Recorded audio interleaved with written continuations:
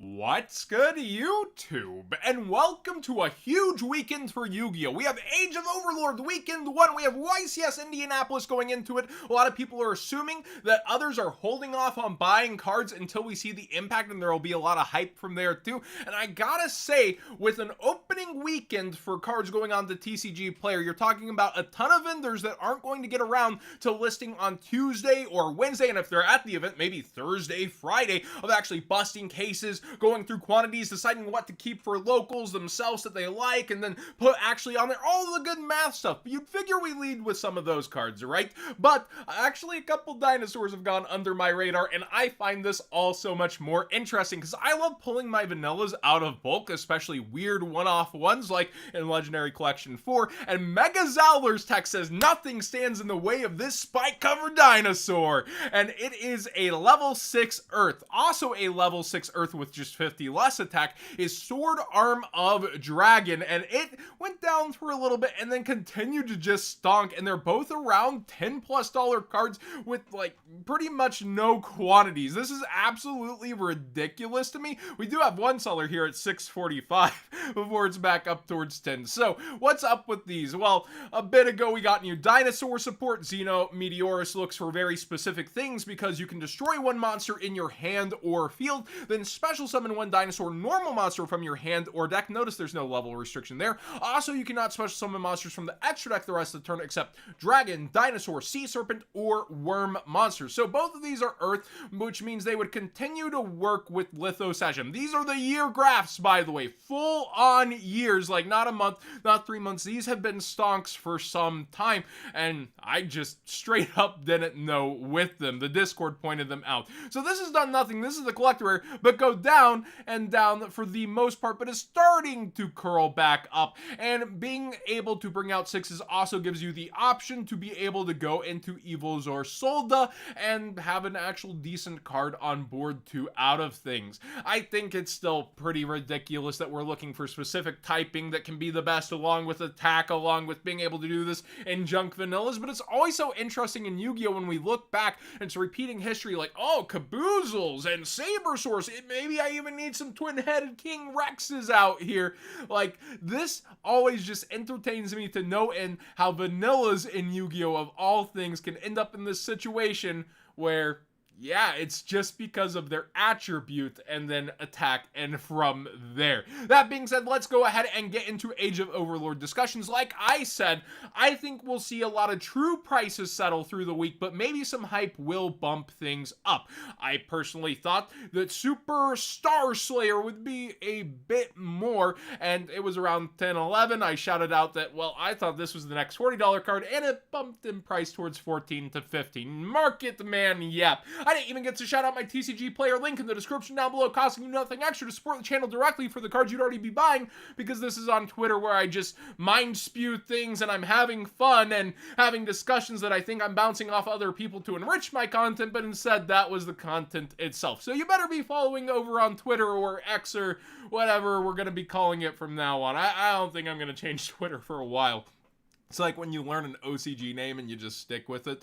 That being said, SP, the quarter century rare, is headed down towards pre-sale range here, but is one of the least on the market. And I do feel like with those ultras and secrets and value in the set, we see SP right about its pre-sale price at 80. But you could use discount codes to support channels directly like mine during pre-sales, making that just a hair cheaper. And then we also see that the wanted stuff is about where it was. The Horus is under, and I did say I felt like that was overrated, especially with how the estimated value pulled versus generic cards was piling up. So early on, you already do have chances to get these cheaper, and people are lining up to sell them.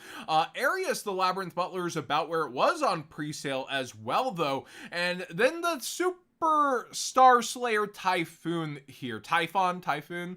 Well, this card here, I really do think will be towards, in my player brain, the next $40 ultra rare, but that's why I'm not a financial advisor. I don't know the future of a Yu-Gi-Oh! Metagame, how things will warp, but it just felt a lot like underestimated, similar to Ice Dragon's Prison. Not in that you're going to play 3 of these, but that one of extra deck cards that are power cards tend to go pretty crazy in price over time, and this probably won't get a reprint for some time, and it's a great tool that almost any deck can end up playing, because it relies on your opponent special summoning 2 or more monsters. So, oh no, if you're against Flunder, you lost one thing in your extra deck, and versus almost everything else, you're going to be able to summon this, have it as a realistic option, that sort of stuff.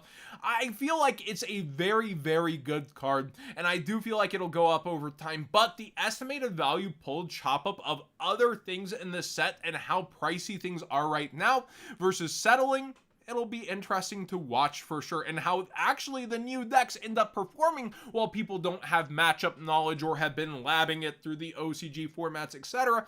That's also going to be interesting at Indy. We will have to see who benefits the most from basically either now existing or other decks capitalizing on what's already there.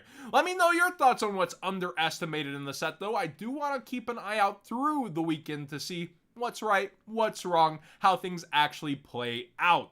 We have Pendulum hype from the new set by far. Supreme King Dragon Dark Worm secret rares are just skyrocketing crazily right now. And yeah, up towards $9+ for these when you could just grab a common, but that's not shiny.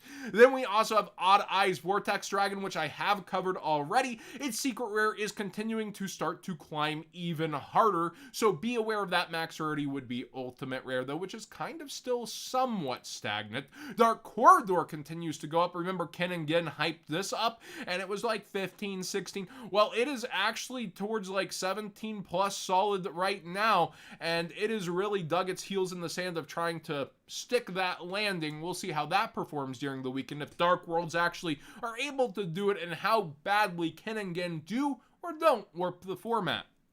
Danger Nessie is also for Dark World, but you have tier elements. It is up in price for the quarter century rare as well as its basic secret rare. We covered that it was bubbling up. It's towards $66, towards $70 right now. And the basic, when I say basic, not the core set secret rare, but the Battles of Legend secret rare, is way up there also on the graph, although you can still get ones cheaper if you're shopping around with sellers and trying to add them to the basket, that sort of stuff. Phantom Knight of Tornscale mid-max is up. This one has me scratching my head a bit because you can get the ultra rare pretty easy, but I guess it would be a bit expensive to buy a Starlight rare out, and people have less faith in Starlight rares with the quarter century collection coming out and so many different ones being pumped out that it's been continuously going downward instead of up, and it is towards a relatively in the low price in its history when you're able to get it. Yeah, it's pretty much matching its lowest point in history, actually, just under.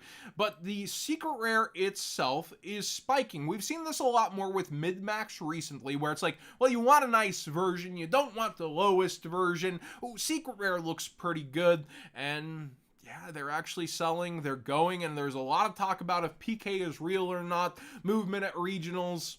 I would never underestimate this deck and the resources it's able to put in, especially with all this discarding going on. IP Masquerena is something that I did warn you about. I said I would like the 10 version of it, and it has been consistently going up here. And yeah, you have the SP, you also have a lot of hype around it, and you do have the newer secret rare as well out of Monstrous Revenge, and the gold rare has had some movement for sure within, especially this last month of rebounding, but you can still get them pretty cheap for what they are, and people go back and forth. This is the only way to get the altar art currently, though.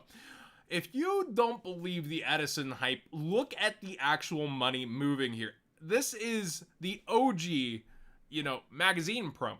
Like, it's a jump promo, and it's going for more than meta jump promos would go for back in the day. The $70, $80, oh my gosh, I have to buy this hyper librarian prices for you boomers. Look at this. And now I do know this is one that's hard to get near mint. A lot of them came damaged, which is why so many are mild play or light play out of the packaging. Near mint sales at 120. It is crazy to me how people just want nice looking versions of cards for Edison, and they are very expensive for those ultras. Also, speaking of mid-max and higher rarity and hard to get ratios, I was staring at Heart Earth Dragon here, number 92, and thinking about number collectors and how many times that came up whenever the market was bubbling and people wanted to finish out their number collections. But you also have competition in Ultimate Rare, and then Ghost Rare probably being the highest rarity for it. I don't know, like, cards like this just feel low to me, but at the same time, this card was so high priced in history for such a long time because it was the only access version of it that there's a secret rare also for mid-max in the same set. Like, it's just a weird place, and I wanted to bounce my thoughts off y'all. Do you feel like this is about where it should be? The market is speaking to it, or do you feel like a lot of modern cards are underestimated because people are kind of scared to put money into the market unless it's playable right now, either in a past format or current? Because still, we see things like this too. And speaking of a random one, Spiral Gear Big Red English copies seem to be up even further. I know we did get a lot of hype from there being a new Spiral card in general, getting picture revealed and then real reveals. The Germans are a lot cheaper. This only comes in EU special editions. That's why the English is so hard to come by, just like the English Super what is it? It's Utopia Lightning back in the day was a similar thing, and I think even the same special edition maybe. But when it comes down to it, hard to get versions of cards sometimes do something crazy. Thanks for watching today's Market Watch. Please subscribe if you haven't already. Give this video a thumbs up if you enjoyed the conversation. Shoutouts to the Discord for helping with the conversations, and of course y'all in the comment section as well. I wouldn't be able to do the same level of content and assessment and actually not just hearing myself or reflections without the Discord and the comment section. Thank y'all.